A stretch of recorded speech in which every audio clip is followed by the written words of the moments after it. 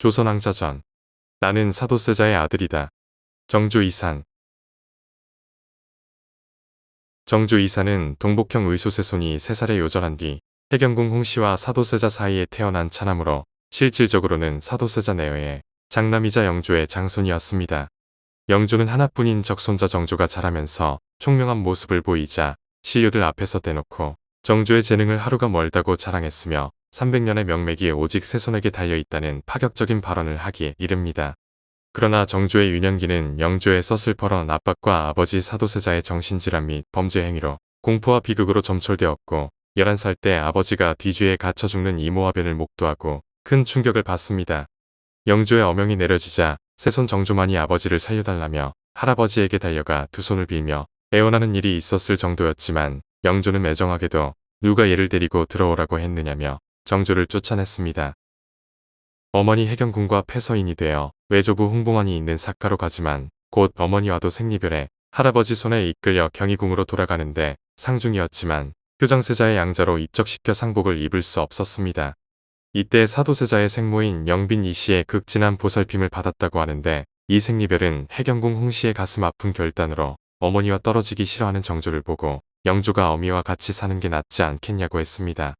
그러나 해경궁은 정조가 할아버지보다 어머니를 더 좋아한다며 영조가 질투할 것을 우려해 단호하게 떼어놓았다는데 영조의 편집증을 생각하면 이런 걱정은 기우가 아니었습니다. 왕세손 시절에는 영조에게 극진한 총애를 받았는데 한 번도 세손을 꾸짖지 않고 칭찬만 했다고 하며 말년의 치매가 매우 의심될 정도로 판단력이 흐려졌어도 죽기 직전까지 세손에 대한 신뢰와 애정은 굳건했습니다. 이모화변 이후 정조는 꼬투리를 잡기 불가능할 정도로 모범적이고 공부를 열심히 했는데 천성이 학문을 좋아했지만 살아남기 위한 생존 전략으로 출궁 당시의 정조는 11세였습니다. 즉위 초기에 각종 반란과 역모에 시달렸던 정조.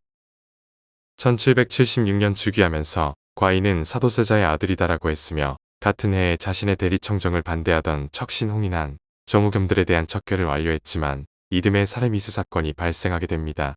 1777년에 홍수로의 아들인 홍상범과 그의 어머니 효임 등이 강용위와 전운문을 포섭해 정조가 밤새 글을 읽던 조년가까지 침투시켰다 발각된 것으로 남양 홍씨들이 집단으로 연루된 모반이 드러났습니다.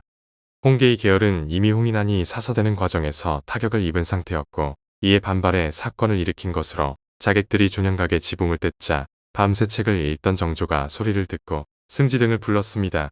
승정원 일기에는 쥐 따위로 취급해 사건을 덮으려 했지만 홍구경이 전격적인 수색을 주장해 전모가 밝혀지는데 강용위와 전응무는 무사히 탈출한 뒤 다시 암살을 꾀해 들어왔다 발각되어 사건이 마무리가 됩니다.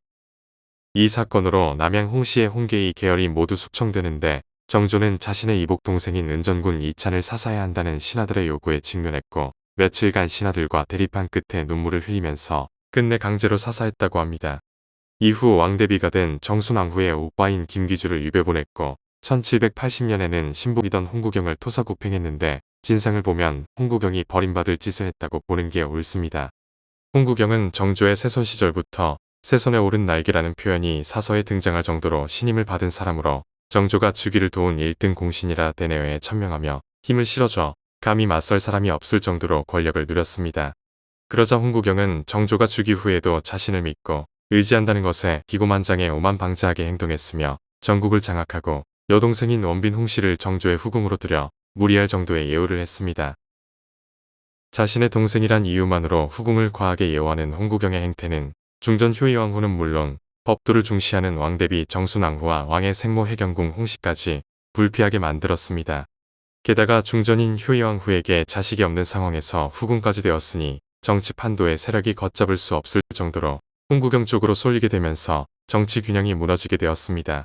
그러나 원빈 홍씨는 홍구경의 기대를 저버리고 자식을 낳지 못하고 14살의 어린 나이로 요절했는데 홍구경은 중전 효의왕후를 죽음의 배후로 모함하거나 정조가 다른 후궁을 들이는 것을 반대하는 미친 짓을 저질렀습니다.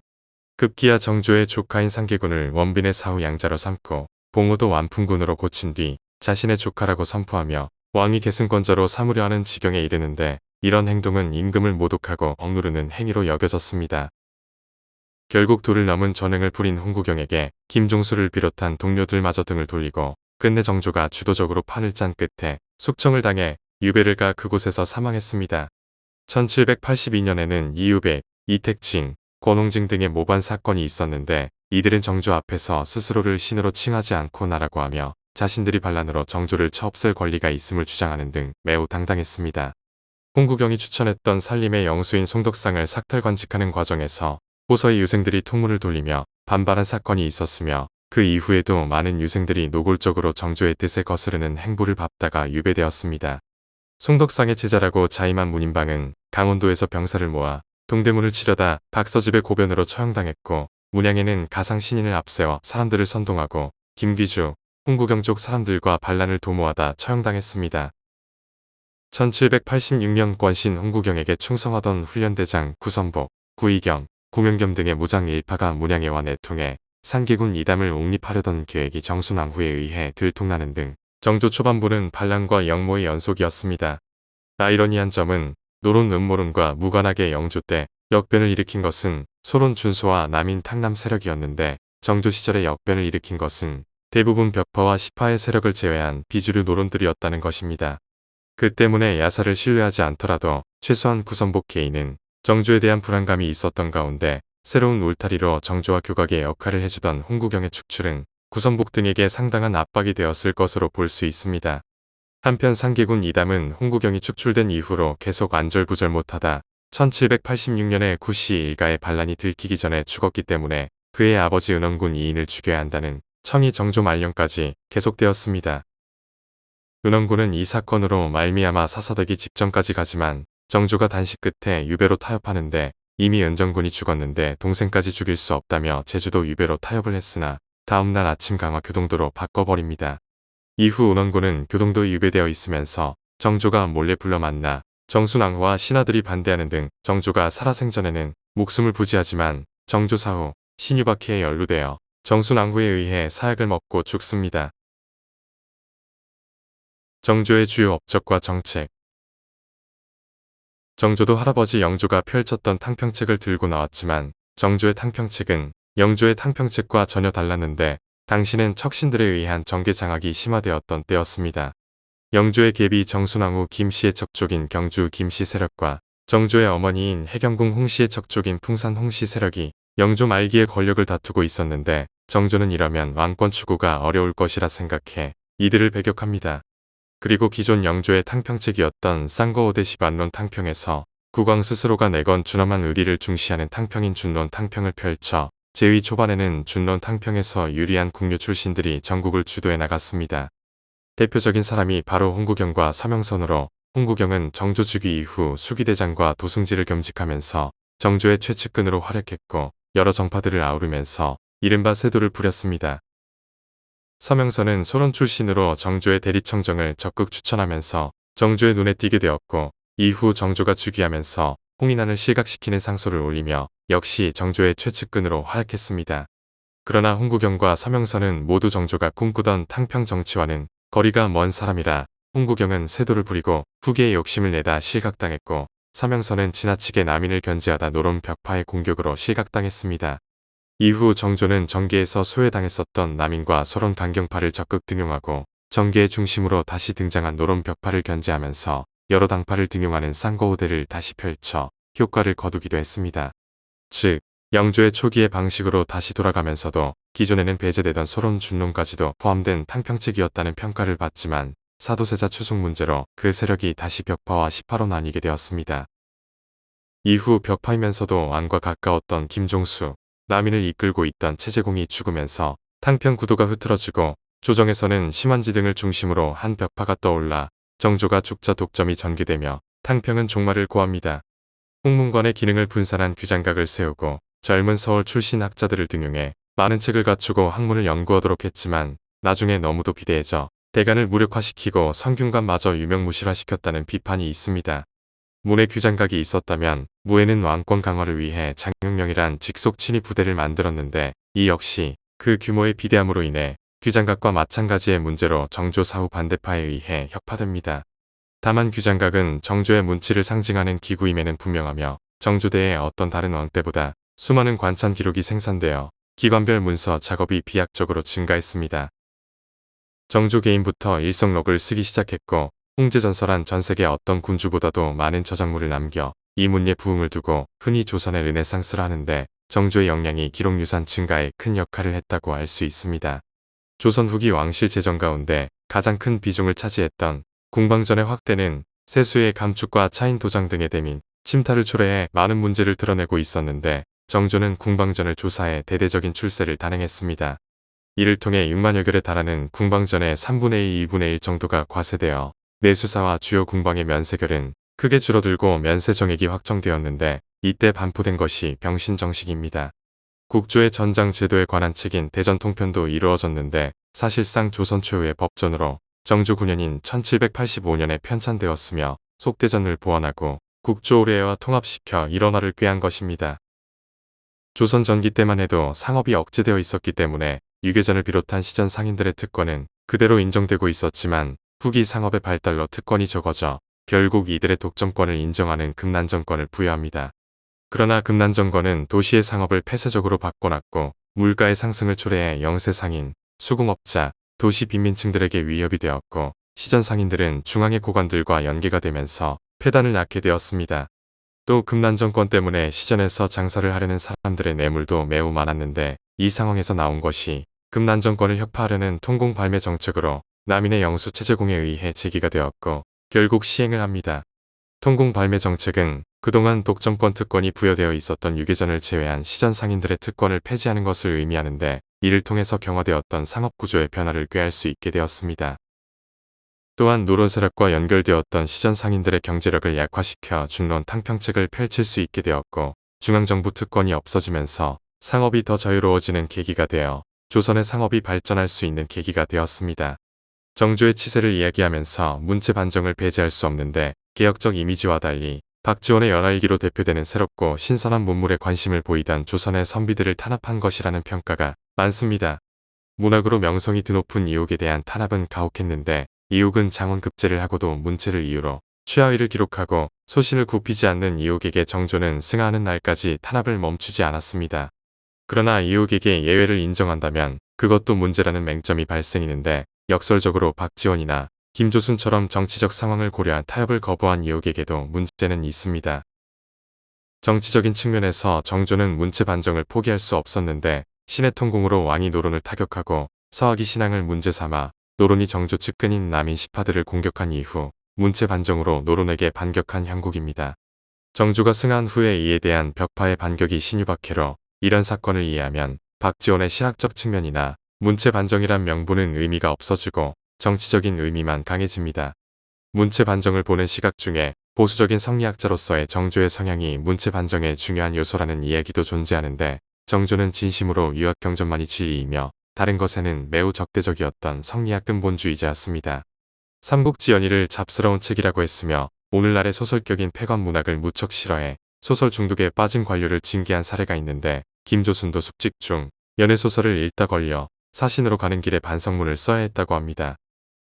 정조가 파발까지 보내 반성문을 독촉했을 정도였지만 그 반성문이 명문이라서 왕을 감동시켰고 왕과 사돈지간이 되기도 하는데 가장 큰 피해를 본 이옥에게는 문체 규정을 안 하면 평생 과거 금지란 치명적인 벌을 내립니다. 그래서 그는 온건한 분석행위를 할 수 있는 문체 반정을 한 것 같은데 따지면 정조는 문체에서는 노론이고 그 중에도 벽파로 심한지에게 보낸 어찰에서 우리 벽패라는 말로 호감을 표현합니다. 자신이 징계한 관료들이 정조의 뜻을 따라서 반성하면 중용했는데 앞에서 말한 김조순의 문체를 난잡하게 만든 원흉으로 지목한 열하일기를 서술한 박지원에게도 반성문을 작성하면 중용한다는 서찰을 보냅니다. 음서로는 오를 수 없는 종이품 벼슬인 무님을 준다고 하자 박지원의 주변인들은 기뻐하며 자신들 나서 글을 쓸 자료를 모아주지만 반성문 작성을 회피했는데 곧 관홍소초란 농서를 올려 성의를 보였습니다. 문체 반정을 일으키는 과정에서 천주교에 관한 재밌는 일화가 있는데 서학에 관해 정조와 체제공 등 신하들이 토론을 할 때 체제공이 소리가 별반 다를 것도 없으니 그냥 불교의 한 별파라고 했습니다. 죽은 사람을 살리고 봉사를 눈뜨게 하고 천상의 문을 연다니 어떤 멍청이가 그걸 믿습니까? 라고 하자 정조가 다 폐관 문학을 하도 보니 그런 황당무계한 소리도 믿는 것이니 이제부턴 순정 고금체만 쓰라고 했답니다. 여담이지만 소설을 싫어했던 정조와 달리 정조의 두 여동생 청영군주와 청선군주 그리고 정조의 후궁 의빈 성씨는 10책에 달하는 소설 곽장 양문록을 필사할 정도로 소설 애호가였습니다. 이들 뿐 아니라 현재 전하는 소설책들을 보면 정조가 문체 반정을 하거나 말거나 궁중 여인들은 소설을 즐겨 필사하고 읽었던 것 같으며 이덕모와 이상황 등은 소설을 읽었다고 문책받아 반성문을 쓰기도 했습니다. 이덕모의 경우 당시 유행하던 소설을 가리켜 더럽고 더럽도다라고 표현할 정도의 글을 남겼지만 소설 읽기에 빠졌다 들켜서 정조에게 문책받은 것이라 본심이었는지 정조 눈치를 본 결과인지 명확히 알 수가 없습니다. 이 상황을 보면 정조 생전에는 반성하고 소설을 배격하는 것처럼 보였지만 정조 사후 늙은 이덕모의 집을 찾아간 선비가 서가의 청나라 소설책들이 빽빽이 꽂혀 있음을 보았다고 합니다. 정조는 문체만 개혁하자고 주장한 것이 아니라 서체까지도 개혁할 것을 주장해 이것을 서체 반정이라고 하는데 문체 반정과 더불어 정조의 문화 통제 정책이 광범위했음을 알 수 있는 사례입니다. 조선 개국기에는 반듯반듯한 고려풍 안진경체, 전기에는 정밀하고 우아한 조맹부의 송설체가 유행했고 중기 무렵에는 품이 있고 강경한 왕이지체가 유행했습니다. 안평대군이나 선조는 명필로 이름난 왕족들로 특히 선조는 워낙 유명해 그의 글씨를 명나라 사신들도 탐냈으며 한석봉을 매우 총애해 석봉체로 문서를 작성토록 해서 영조 때까지 선조의 서체를 구사했습니다. 그러나 내려갈수록 화려해져 영조 때에는 남성이 썼다고는 믿을 수 없는 부드럽고 미려한 글씨도 볼 수 있지만 정조는 어린 시절부터 남들과는 다른 자신만의 서예 철학이 매우 뚜렷했습니다. 왕위에 오른 뒤에도 이 철학은 유지되어 그는 글씨란 무릇 굵직굵직하게 꾸밈없이 소박하게 써야 한다고 믿어 임진왜란과 병자호란 이후 바뀐 서체를 점잖은 서체로 되돌릴 것을 주장했습니다. 그의 이런 영향을 받아 추사 김정희의 추사체가 탄생하게 되었으며 이런 굵직하고 소박하며 남성적인 서체는 조선 후기에 주류로 자리 잡습니다. 정조는 고증학 등의 이단 사설을 원천적으로 차단하려고 주자의 저작을 모아 편집, 출간, 보급한다는 계획을 세워 청나라의 사신으로 가는 서영수에게 주자대전과 주자어류의 원본을 구해오라고 지시했습니다. 서영수는 청나라의 대학자 기훈을 찾아가 문의했고 기훈은 이후 사신편의 주자대전과 주자어류의 정본을 보내주었는데 정조가 이후 사망하면서 주자대전집 편찬 프로젝트는 무산되었다고 합니다. 정조는 상당히 많은 암살 위기에 시달려 자신을 호위할 만한 군사의 필요성을 느끼는데 당시 군영은 대부분 주요 당파에 장악된 상황이라 임금을 지키기보다는 자신의 당파를 위해 일한다는 느낌이 강했습니다. 결국 1784년 아버지 사도세자의 존호를 축하하기 위해 경과를 실시해 묵과에서 무려 2000명의 합격자를 배출시켰고 이후 홍보경의 영모 사건을 계기로 1785년 장용위를 설치하게 됩니다. 1788년 장용위를 장용영으로 계칭하면서 정조는 자신의 직속 친위 부대를 갖게 되었고 이후 사도세자의 묘를 이장하면서 이상 도시를 건설하게 되는데 바로 수원화성의 건설입니다. 이 이상 도시의 건설을 통해 당시 한양에서는 펼치지 못할 다양한 정책들을 펼치려고 했던 것으로 보이는데 장용영과 마찬가지로 기존 체제에서 어느 정도 벗어나고자 했던 마음이 강했다고 볼 수 있을 것입니다. 특히 수원화성을 통해 아버지 사도세자의 묘에 능행을 하는데 궁궐에 갇혀있는 군주가 아닌 백성들의 모습을 직접 보면서 소통할 수 있는 공간을 만들었다는 점에서 꽤나 평가받는 업적 중 하나입니다. 사실 정조의 치세 후반에 가장 큰 문제로 다가왔던 것이 바로 천주교 문제로 1791년 진산사건이 발생하면서 성리학 사회에 큰 충격을 던져주었는데 문제는 신자 중에 중용하던 남인계열 양반들이 꽤 있었다는 점입니다. 정조는 이 천주교 문제를 최소한의 선에서 해결하고자 했고 박해가 아닌 성리학 정론을 세우는 쪽으로 해결하고자 했지만 정조가 죽자 정치적 문제와 결부가 되어 정조가 키운 인재들이 연루되어 조정에서 밀려납니다. 정조 치세 후반의 최대 이벤트가 을묘원행으로 어머니인 해경궁 홍씨의 회가변을 위해 1795년 2월 9일부터 8일에 걸쳐 화성행궁에서 가진 대규모 축제로 화성의 완성과 친위부대 장용영의 위세를 자랑한 행사입니다.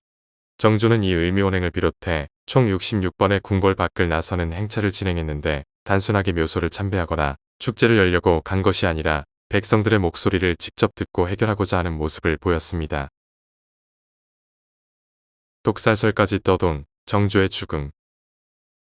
정조는 매우 다혈질이고 급한 성격이라 신하들과 갈등이 많았는데 제위 24년 동안 실록에 기록된 신하들과 논쟁만 해도 5에서 6차례나 될 정도이며 스트레스와 잔병치레가 잦았고 술, 담배를 즐겼습니다. 정조의 마지막 해에 그는 빠르게 진행되는 노화와 질병의 고통을 이전보다 격하게 호소하는데 과로로 인한 수명 단축의 한 증거이며 몇 해에 걸쳐 고질병인 종기를 앓고 있었으며 특히 고름으로 굉장히 고생했습니다.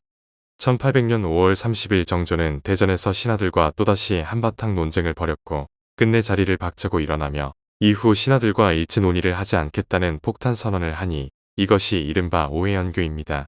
이 말은 갈등의 최고조에 다다랐다는 점이며 정조가 정치적으로 단절을 선언한 셈인데 불과 4주 뒤인 1800년 6월 28일 정조는 끝내 승하해 논쟁의 스트레스가 지병인 종기를 악화시켜 죽음으로 몰아갔다고 추측됩니다. 능은 경기도 화성시 안녕동에 위치한 걸릉으로 원래 정조는 아버지 사도세자를 죽어서도 모시려고 사도세자가 묻힌 융릉 동쪽에 자신의 능터를 잡았고 거기에 묻혔었습니다.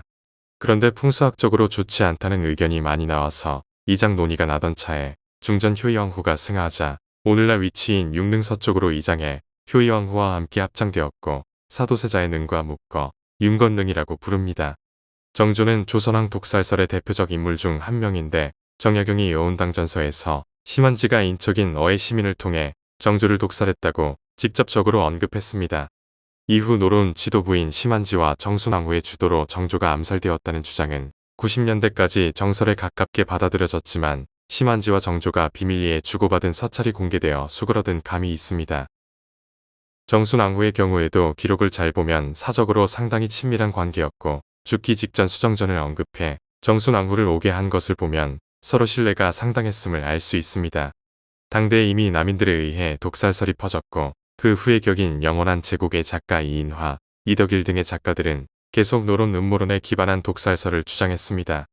90년대부터 2000년대까지 독살설의 대중적 인기로 소설이나 드라마에선 정조의 죽음에 대한 음모론을 기정사실화한 경우가 많았는데 정황상 음모론의 근거는 많았던 것은 사실입니다. 오해연교 등 정치적으로 격한 상황에서 정조가 갑자기 병으로 쓰러지고 첫날에는 연운방 처방으로 효과를 보았다고 언급한 다음 2차 요법 후 상태가 급격히 나빠져 죽었기 때문입니다. 그러나 실록은 그의 죽음에 대해 매우 세밀하게 서술하고 있어 독살설에 대해 부정적인 학자가 많으며 정조가 스스로 처방에 관여해 그의 죽음을 스스로의 과격한 처방에 따른 의료사고로 보는 시각도 있습니다. 요절했다는 잘못된 인식이 있지만 따지고 보면 정조는 오히려 가장 평균에 가까운 조선왕의 삶을 살다 간 인물이지만 선대였던 영조가 워낙 장수를 해서 대비된 면도 큽니다. 오히려 정조는 강력한 왕권을 가졌던 영조의 발자취 덕분에 즉위한 직후부터 사실상의 실권을 틀어주고 20년 넘게 자신이 원하는 정치를 할 수 있었습니다. 오늘 조선왕자전은 취임하자마자 나는 사도세자의 아들이라고 외친 정조 이산이었습니다.